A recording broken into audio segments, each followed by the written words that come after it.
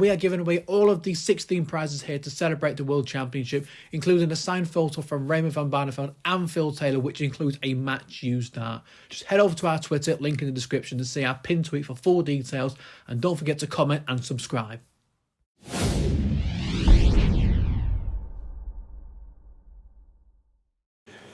Daryl, huge congratulations. What a battle that was up there. Just sum up the emotions for us.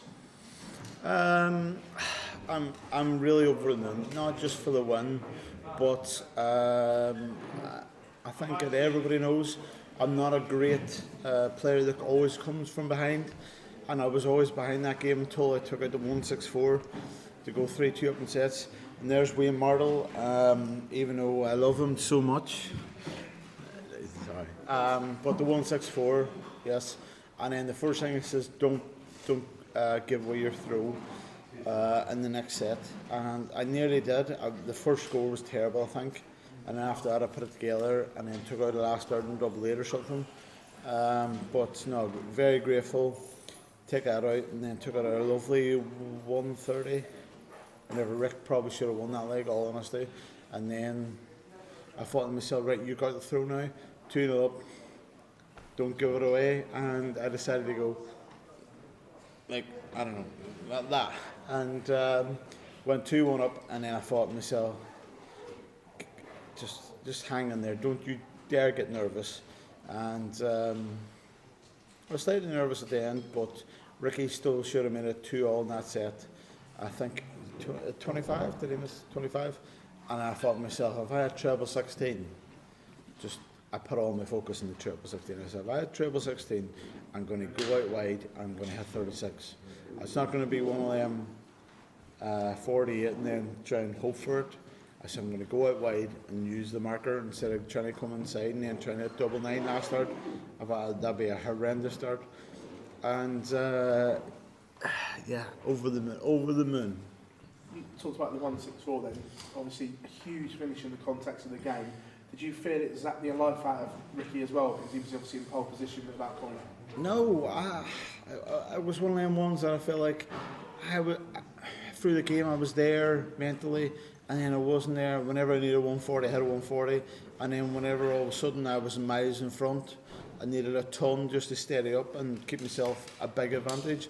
I just felt like, no, I'm going to have a big 5 or had a big 1, and it's just a strange game, but very glad they get over the finish line because obviously I wasn't in front until the 1-6-4, and then I thought then, don't you dare let it go 3-all, because if it goes 3-all, obviously he had the throw, and I thought then it's going to be a massive struggle.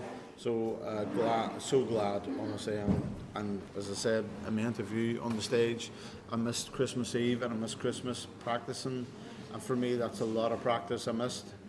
Even though it's only 2 hours each day, I just felt like I knocked myself out of a rhythm, and I've been practicing really hard the last 2 days over in the hill. You've seen a real eye-catching performance and one real gritty performance where you've had to dig deep. Can you put your finger on why they are so contrasting, the two games? No idea, but I just know that the Daryl Gurney of old would have lost that game against Ricky. He would have lost it under pressure. The game against Steve Beaton, nothing against Steve Beaton, but I just felt like I was on it. And whenever you're on it, and not saying like it was easy to beat Steve, but I just felt like whenever I was throwing it felt like it came easy to me. And then tonight I just felt like I just knew it was a struggle. You can ask Josie, every night she goes to me, she goes, how do you feel? I says, I'm throwing well, but I just don't know how it's going to go. And that game was just a massive weight off my shoulders. And again, Chizzy up next. Both of you not setting the world alight in your games. What are you expecting from that game? I expect Chizzy to turn up because Chizzy has played me so many times on TV and he's given me a good beating probably. But he knows that if he doesn't turn up, I'm going to beat him. I feel like I'm in the best form of my life. I feel like he's on the floor the best form of his life, but on TV not so much. But listen, it all comes down to doubles here, there and everywhere. Every set could go 2 each, and if we all hold through, it could go to the end. But yeah, I think Chizzy is there for the taking, but in every game he's been in against Cammy and Clemens, because I watched it yesterday against Clemens, and he was very clinical on his finishing. So yeah, no, I look forward to that game, but the best thing I'm looking forward to tonight is having some sleep. Many congratulations. Cheers, Phil. Daryl, talk to me about where that reaction came from at the end. It felt like you sort of bottled it up throughout the game and it all came out at the end. Yeah, you're right. I mean, the sets that I threw away, as I say, the fifth set was a massive blow to me, and I've watched the darts. I never usually watch the darts, and I watched the darts all through this week, and the many sets I see that the game's changed. Somebody's 2-0 up, they miss 2 or 3 darts out of double, and then you lose the set, and that's I shouldn't have lost that set, honestly. I mean, I can't remember how many darts out of double I missed, but I know that whenever I went to the fifth leg, Ricky deserved it. Yeah, no, just relief. Yeah, I put myself under so much pressure, and whenever I was practicing before the game, even the game started, I was thinking, oh, just no, make a good game here, kind of thing. Don't embarrass yourself. And I didn't think I was ready. Josie was saying, "Are you alright?" And I'm like, "Oh, I'm alright." And whereas really, like, no, I'm like crapping myself, because I thought, like, as I said against Phil, whenever I went to play Steve, I feel like I was on it. I feel like I was ready. Didn't matter what Steve did, I was going to match it, and if I had opportunities, I was going to take them. Whereas this game was totally flip side. I just felt like I was like, whoever shot at a double between me and Ricky first was going to hit it, and if we did, it was going to be an easy game. If we didn't, it was going to be a 50-50, and 50-50 is more or less how it worked out. Not just a good night for you, a good night for your former, current World Cup players partner in Brendan Darling as well, beating Geraint Price. Did you manage to see any of that at all? Well, we watched the whole game, and then Dean Williams, obviously the person that takes us to bull up, and I think at this stage, I can't remember, it was 2-1 to somebody in the final set, and I says, "Dean, can we not leave this bull up day after this game's over?" And then he goes, no, we're going to do it now. He goes, I thought that Chizzy was going to prolong it and take it to a final set. So it was all right anyway. So me and Ricky went up, and I think we had like 5 or 6 25s in a row. And then I went 25, and then Ricky went bull. And then I says, all the best, whatever, all the best to Dean. We turned around and we looked, and we seen shaking hands on the stage, on the TV. And we were like, who won? Dean didn't know. I didn't know, Ricky didn't know, and they go, "Oh, Brendan won." I'm like, "Oh, right, okay, then that's nice." I said, and then Dean wasn't happy that he missed the end. I wasn't happy that I missed the end, and then Ricky was the same. So we're like, "Who won?" All three of us turned around and asked somebody, and they says, "Oh no, Brendan had tops first start. They won the match." But yeah, no, Brendan's a really hard player to play against. He's so steady, takes it them final clinical last start doubles, and for what I've seen, he deserved to win that game.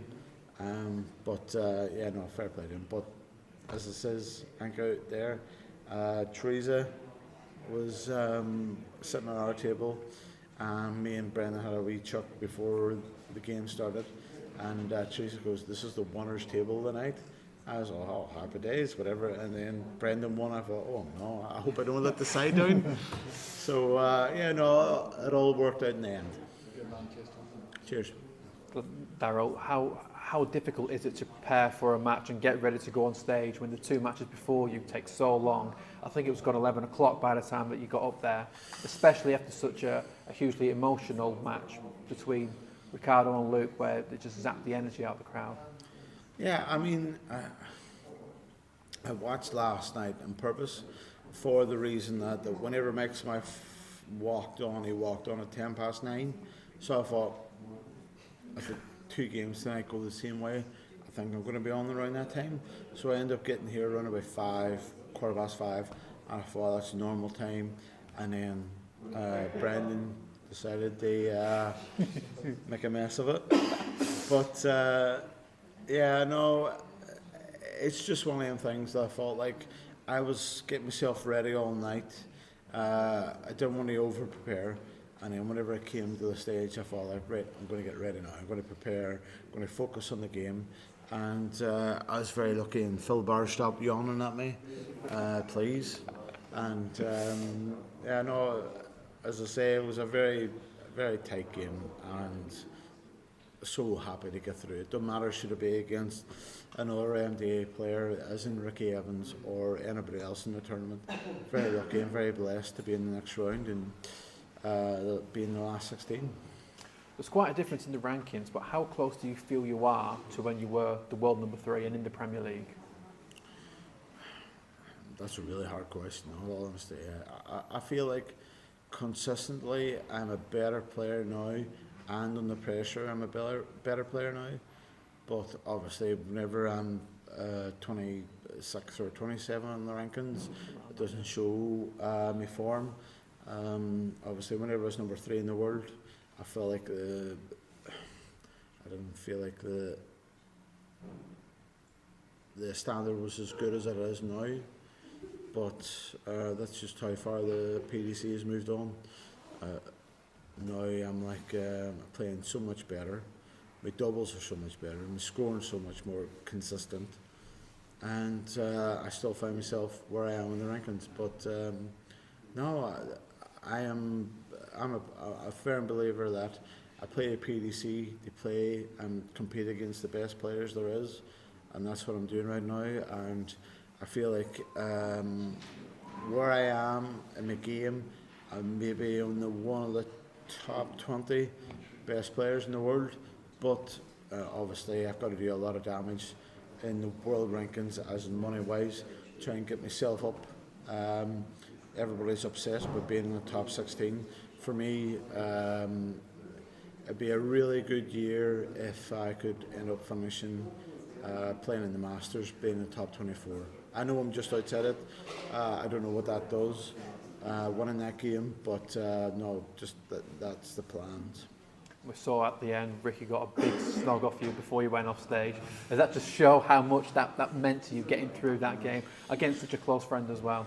Yeah, no, Ricky's a superstar of a player.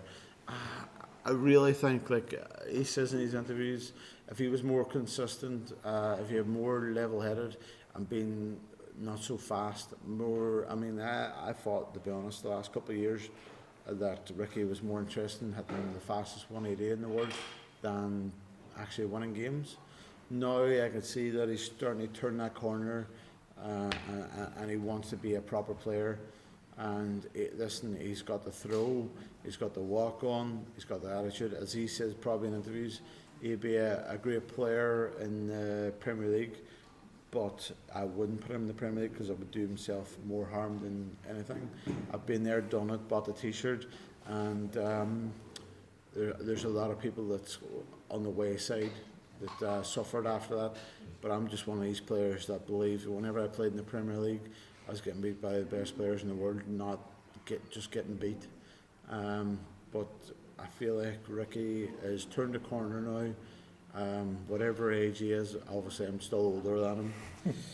But I think we're going to see better things, more consistently things from Ricky, and I feel like he'll be threatening the top 32 in the world very soon. Cheers, Daryl. Big well done. Thank you. Cheers. Thank you.